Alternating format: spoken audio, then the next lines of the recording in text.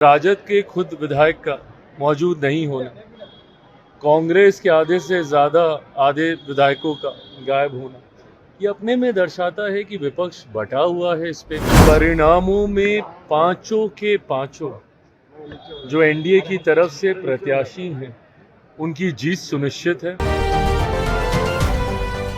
देखिए, इस बात को मैं पूरे विश्वास से, और अब कुछ ही घंटों में ये परिणाम के तौर पर भी चीज़ें सामने आने लगेंगी। मैं मानता हूँ कि जिस तरीके से पूरा एनडीए एकजुट होकर मतदान की प्रक्रिया में हिस्सा लिया है, इससे एक बात तय है कि परिणामों में पांचों के पांचों जो एनडीए की तरफ से प्रत्याशी हैं, उनकी जीत सुनिश्चित है।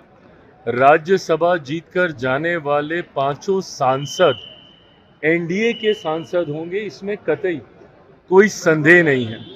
और धीरे धीरे परिणाम आने दीजिए, और भी जानकारी सामने आएंगी। जिस तरीके से विपक्ष धीरे धीरे परिणामों मतदान के दौरान ही बटा है, एक दूसरे के विरोध में गया है, क्रॉस वोटिंग हुई है, ये तमाम चीज़ें सामने आएंगी। पर इतना ज़रूर है कि एकजुटता के साथ एनडीए मजबूती से अपने पांचों प्रत्याशियों को जिताकर राज्यसभा लेकर जा रहा है। महागठबंधन के 4 विधायक नहीं पहुंचे हैं, 3 कांग्रेस के और एक खुद राजद के विधायक नहीं पहुंचे हैं। यही मैंने कहा कि अपने में राजद के खुद विधायक का मौजूद नहीं होना, कांग्रेस के आधे से ज़्यादा आधे विधायकों का गायब होना, ये अपने में दर्शाता है कि विपक्ष बटा हुआ है। इस पे भी, और ऐसे में दावेदारी करना कि विपक्ष का कोई जीत कर जा सकता है, वो असंभव सी बात है।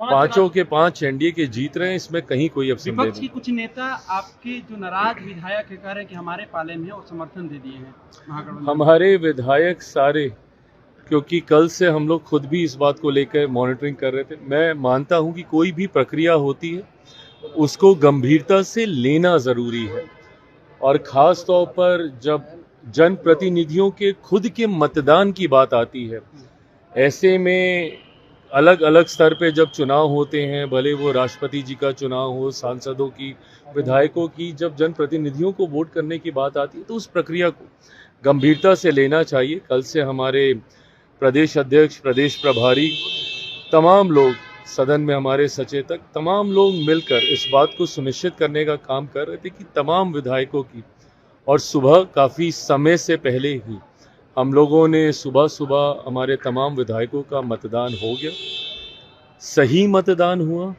इसीलिए मेरा विश्वास और ज़्यादा है कि पांचों एनडीए के सांसद जीते। कि अलग अलग राज्यों में, 5 राज्यों में चुनाव होने हैं। कल चुनाव आयोग के द्वारा डेट्स की, तिथि की जानकारी दी गई है। मैं ये मानता हूँ कि जहाँ जहाँ चुनाव होने हैं उसमें एनडीए की एक मजबूत पकड़ है। ऐसे राज्य भी जहां पे संभवतः आज मौजूदा परिस्थिति में हम लोग की सरकार नहीं है, बंगाल की बात करें या तमिलनाडु जैसे राज्यों की बात करें, वहां पे भी मैं मानता हूं, कुछ समय पूर्व मैं खुद तमिलनाडु गया हुआ था, 2 दिन पहले, परसों तक मैं खुद असम में था।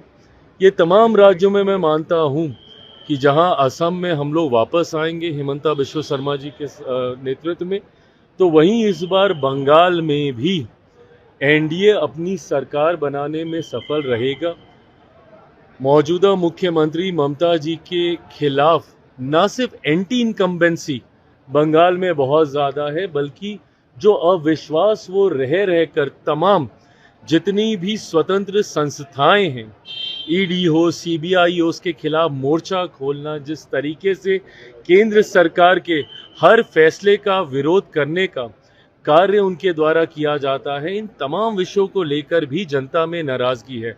आप हर चीज़ को लेकर एक अराजकता का माहौल नहीं तैयार कर सकते हैं। अपनी बातों को मनवाने के लिए एसआईआर जैसे मुद्दे में खुद चले जाना, पैरवी करने माननीय न्यायालय के समक्ष, एक मुख्यमंत्री होने के नाते आपकी जिम्मेदारी है कि आप केंद्र सरकार के साथ तालमेल बनाकर केंद्र सरकार, राज्य सरकार की योजनाओं को धरातल पर उतारने का काम करें। पर निरंतरता की ये लड़ाई जो वो बनाए रखती हैं, जो कि काफ़ी हद तक अब व्यक्तिगत भी दिखती है, आपको प्रधानमंत्री जी से बैर है, इसीलिए आप केंद्र सरकार की योजनाओं को राज्य में नहीं उतरने देती हैं, तो इस बात की नाराजगी भी बंगाल के लोगों में है। मैं मानता हूं वहां पे भी इस बार एनडीए की सरकार बनेगी। लोजपा और भी चुनाव लड़ेगी बंगाल में। प्रभु, ये सारी बातें अभी चर्चा का विषय है, गठबंधन के भीतर चर्चा हो रही है। गठबंधन से ज्यादा ये मेरी राज्य इकाई को ये फैसला लेना है। हम लोगों के प्रभारी राजेश वर्मा जी बंगाल में भी असम में भी ये गए थे, और भी बाकी राज्यों में जहां पे चुनाव हो रहे, वहां की राज्य इकाई को ये फैसला लेना है। उनकी औपचारिक रिपोर्ट केंद्रीय संसदीय बोर्ड को मुझे लगता है आजकल में आ जाएगी।